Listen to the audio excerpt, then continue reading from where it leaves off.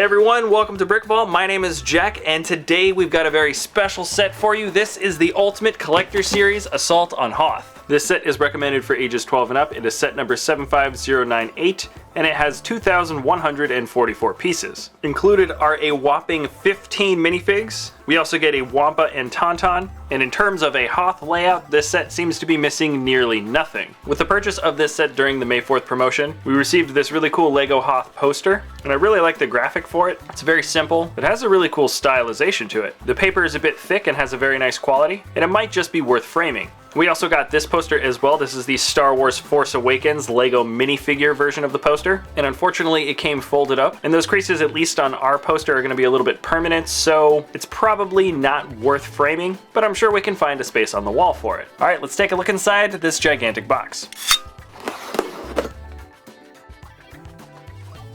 As to be expected, there's a bunch of stuff that came in this box. The bags here are stacked up in 3 piles and they're labeled up to the number 13. But if you count the critters and all of the extra numbers, the bags go up to I think about 17 in total. We've got some extra plate pieces here and underneath a giant manual. So there's a lot of stuff to get done, and let's get started right now.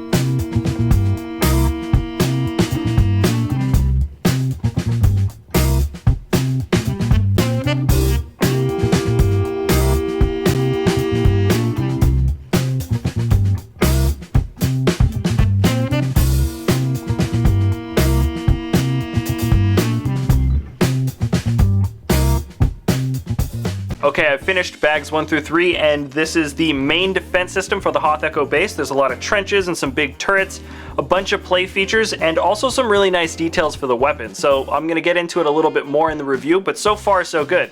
Let's move on to the shield generator.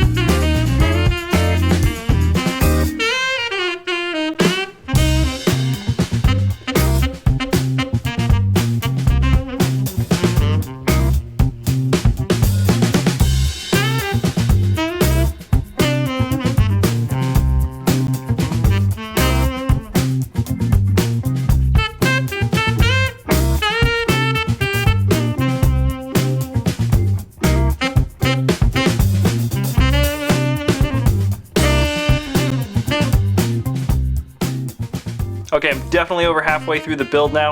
There's a lot of little white snow pieces that are maybe a little bit more tedious to pay attention to, but I did just finish the blast doors, and this is definitely the best function so far.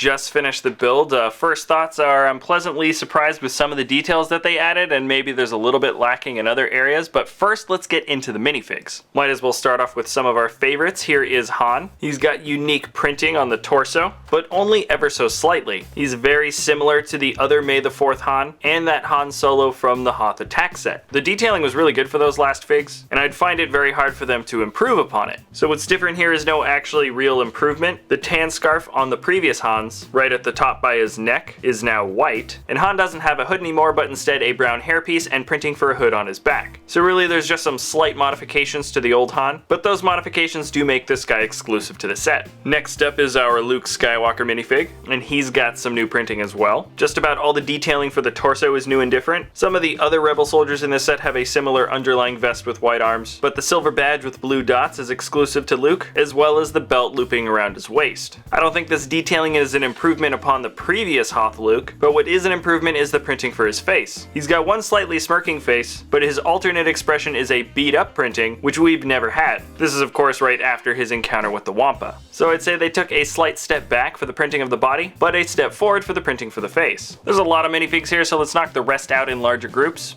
Here are the two new and exclusive droids for the set. This is our new and improved K3PO. He's nearly all white with those little red dots on his chest, and his eyes also have a little bit of light yellow printing. Definitely an improvement from the last K3PO, and I'm pretty sure this is the first R2A3 astromech droid. Both the body and head have a brand new printing color combo, and I do like the look of the transparent astromech droid heads. Moving on with the Rebellion side, let's see these three Rebel troopers. Actually, two Rebel troopers in Torren Farr. Each of these characters have the same body, and that torso piece was the similar one to Luke Skywalker's that just has some extra stuff printed on it. And these minifigs don't look too bad, but at the same time I don't see anything too special about them. Torren Farr is a character we have not yet gotten in Star Wars. I'm pretty sure she is the one that issues the ion cannon to fire, but I don't believe any of the prints for her face or body are exclusive. Moving on to the other three Rebel troopers. These guys are definitely meant to be in the trench battle against the Empire. They've got some very good printing for the body. The front and back of the torso pieces have a lot of stuff going on, including detailing for some equipment and utility belt. I think the back of their printing is better than any of the characters we've seen so far, and it's kind of funny that they all end up having backpacks that cover it up. I forgot to mention the headgear that we've already seen before in the other minifigs, but this year their goggles and cap are both white, instead of the cap being light tan beforehand. Gotta say, I think the light tan looks a little bit better, and I really like that LEGO refrained from giving the minifigs stud guns. We've also got a tan body, mustache-faced officer. Pretty much all the printing on his body here is new,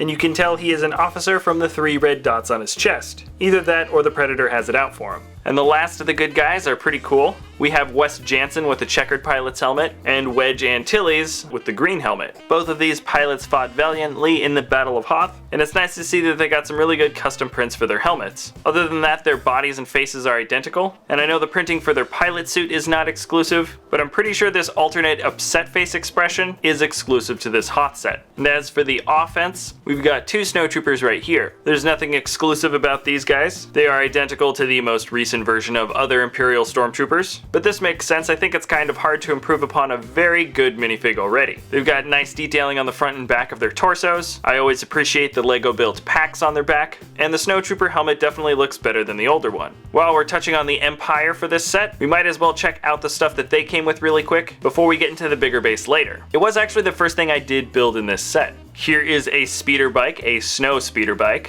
which I'm pretty sure was a creative liberty on the designer's part. I don't remember this vehicle being in this particular scene, but it's a nice little build and I think it looks good in white. But this is the first build that impressed me in the set, and this is a big tripod turret for the Empire. And even with the stud gun, which I know a lot of people aren't fans of, I think this is one of the better LEGO built guns I've seen in a very long time. The harpoons look really good as legs for the tripod, and I can see why LEGO put the trans pieces down at the bottom to stabilize it, but I think it looks better when you take them off, and mine stands up just fine. The build for the barrel looks great. I think with a little bit of imagination, the stud gun could look like an infrared scope, but what I really like is the use of these tiny little black car pieces on the side. Makes the gun just look a little bit more raw and machine-like, and it really does improve the look of this little turret. It's also got this little attachment here, and when you open up the flaps, it is of course full of extra stud shots. So this functions really well as a play feature, and a very aesthetically good-looking gun. Alright, I might as well stay on the subject of weapons, and let's check out what the Rebels have for defense. It is quite a lot. I think the main line of defense, quite literally, is this line or trench of defense turrets here, and I think this is a great barrier defense line. Right off the bat, I'm going to say the build for the snow on all of the structures in this set look really, really good, but I think my favorite bit of detailing that they've got along these trenches are these energy packs with these cords that seem to be powering the guns. They're simple looking builds, but they definitely add to the defense line. I'd say the aesthetically best looking weapons are these smaller turrets. These mounted guns look really great, and they used more of those black car pieces on the side, which I think look really good. Functionally, you're supposed to be able to fit a minifig behind there, and the best way I figured to do it is by seating the minifig down and having him attached by one of the studs by his feet. The turret isn't facing perfectly straight off the line this way, but I think it works well enough. Second best looking turret I think is this one in the center that looks a bit like a satellite dish, and I think I just like the general aesthetic look to it. When you see it compared to the movie, it's really not that accurate in build style, but I guess I just don't mind the look of that 6-shot stud shooter that much. At least when you compare it to these other larger turrets. Or they actually should be larger. The design for the head of the turret looks alright, the body is definitely a bit narrow, but I think this is where the play feature detracts from the look features of the set the most. Just not a fan of these giant spring-loaded shooters sticking out the back. It's definitely easy for kids to access and play with in the back, but for older LEGO fans that might be displaying this, you probably just want to take the spring-loaded shooters out.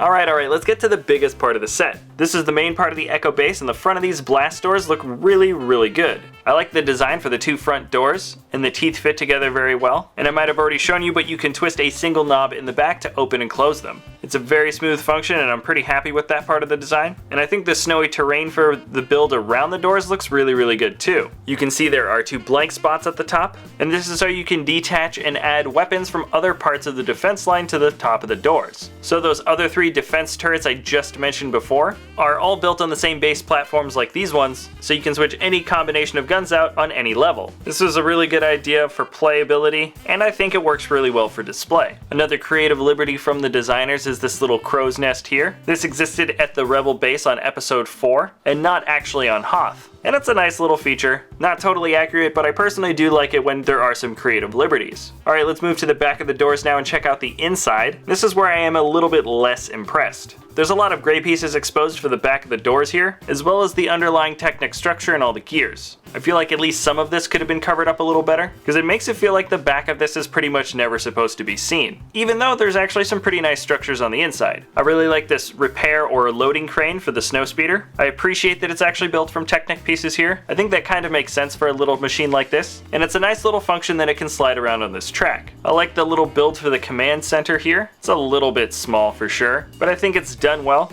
And this here is certainly the most creative of all the liberties taken. I'm pretty darn sure this is the pen for the Tauntaun, and there's even some leafy greens for him to eat. And attached to the outside of the base is this tiny little build for the Wampa Cave. The light, almost baby blue kind of pieces look really cool. They definitely show some embedded ice in the cave. And there's also a little function here to shoot out Luke's lightsaber, like in previous sets. The Wampa isn't a new big fig, just like the Tauntaun, but I think LEGO got these guys right the first time, and they don't need any improvements. And by the way, if you think this cave is a little bit too close to the base, it is actually modular and you can always break it away. That goes for the command station as well, and this Tauntaun Bay / repair station here. Alright, moving along, let's check out some more vehicles. And we've got a pretty good build for a snowspeeder here. The shape for this little flyer looks great, and I'm almost positive it is minifig scale. If it's not minifig scale, it is darn close. I think the most stickers were put on this build than any other one in the whole set, and that being said, there really aren't that many. In fact, in this entire 2100 plus piece set, there were only 25 stickers,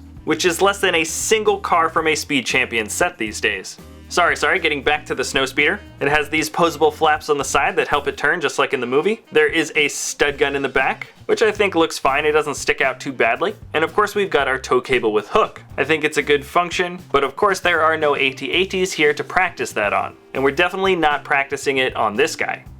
The snowspeeder also comes with a couple of spring-loaded shooters, and I like these shooters. The shots are definitely a bit more well hidden. Here's a new little vehicle we haven't gotten in LEGO before. It seems to be a little transport vehicle within the hangar, and I think it's used to resupply the ships, or just do any odd job. It's basically like a Hoth golf cart. This little mover here comes with 2 crates, and on the inside we've got some binoculars and some pistols. So in this case, I think he's resupplying the troops right now. We're nearly there with the review now, and I've saved some of the cooler structures for last. Here is the shield generator. I believe there's supposed to be 5 of these structures and not 3, but they're built pretty well and they have a very decent destruction function. When you hit this lever down in the back, they all go flying, but what makes a truly great destruction function is being able to reset it very easily. You just pop any of them back onto their little stands, and they fit into place just about perfectly. Alright, and we're just about there now. This is the last structure of the entire set. It is the famed ion cannon. I really like the build for the circular shape of this cannon. It looks really great from most angles, but unfortunately it's just not supposed to be seen from the back. This is probably going to be one of the bigger gripes for people that wanted a display set, because in order to have the firing function as accessible as it is, the designers chose to basically not build the back of the ion cannon. I for one am a little bit disappointed by this, but being the devil's advocate, it does have a pretty awesome little function. All you have to do is pull back the lever once, and it fires 2 shots a little bit spaced out from each other. I'm not gonna lie, that is a nice double shot function, and I think this is the only set that has the ability to do that. So in some ways I'm a bit impressed with the ion cannon, and in other ways a bit disappointed in all the aesthetic sacrifices that they made to have the function. Also, I think that front cannon looks a little bit silly as well. Also, one more detail with this build here is that the ion cannon does have a tiny little clip so you can hook it into the front by the doors. So I think that is actually the last of it, and here is the entire set together.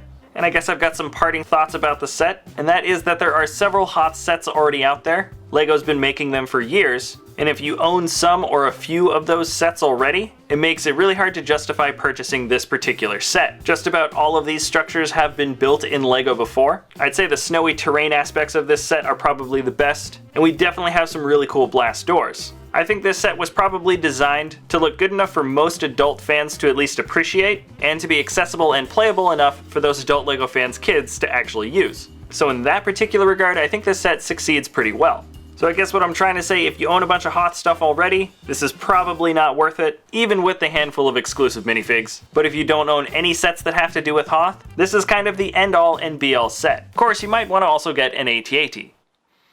Alright, so that is it for this episode. Let me know what you guys think about the Assault on Hoth set in the comment section below. It's always good to hear what you guys, the community, have to say about it. There was definitely a lot more controversy regarding this set than other ones in more recent time. So it's always good to know what you guys think.